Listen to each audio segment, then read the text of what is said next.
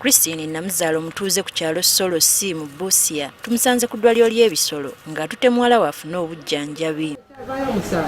Omwana ono ekibe kyamulumbya akawungeezi k'eggulo ne kimuluma bwe yabadde afulumya okweyamba. Ande ni mu kufumba ku veranda kati omwana n'agamba ayagala kweyamba kwe kumugamba asembereko emabega eri. Okusembera amazeyo akaseera katono ne tuwulira akuba enduulu. Yalumye omwana okutu emabega eno yonna eriiso feesi omutwe gwonna yamukwagudde. Tekyalumye ono yekka wabula abantu abasoba mu bana mu maka 3 mu kiseera kino be balabiddwako nga balina ebisago ebiva ku bibe bino.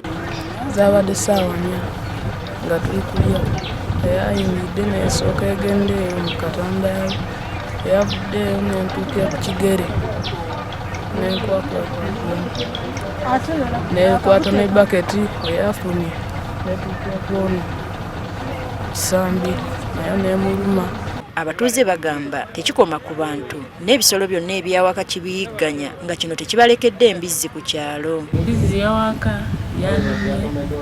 yazaala obwana n'obwana obwo ndali ntwala mu mbi obwana bwabeera obwana 9 nisikako 7 nibuzigala 2. Amazima gali nti kituufu ebisolo by'omu nsiko bigenze biruma abantu naye bw'oba otunuulidde waliwo embeera eziviirako ekintu kino okubeerawo naye ekikulu kya byonna kiri nti ebisolo bino bibadde bibeera mu nsiko nga bibeerayo bulungi naye tugenze netulaba nti gye bibadde bibeera kati tebibeerayo bulungi.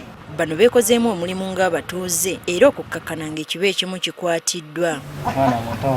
Kino bakitutte butereevu ku ddwaliro ly'ebisolo ne bakisala ng'eno gye bakizuulidde nti kyabadde ekirwadde ky'ebisolo ekimanyiddwa nga rabies. Tukibaaga ne tuggyako sampo ne tugipima n'eraga nti kibadde n'obulwadde bwa rabies. Abantu bano bazze wano leero ne mbawa rifaaro okugenda okufuna okugemebwa kwe tuyita post exposure. Dokita agambye nga tebafunye obujjanjabi after 2 weeks bajja kulaluka.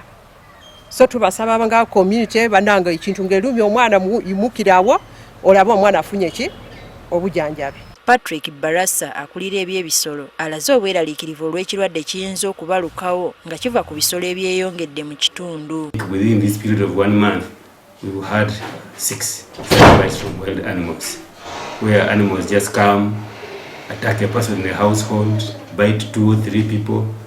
Recently there were some 4 children who were bitten by a mongoose, others were bitten by foxes, another one was bitten by a jackal just over the weekend.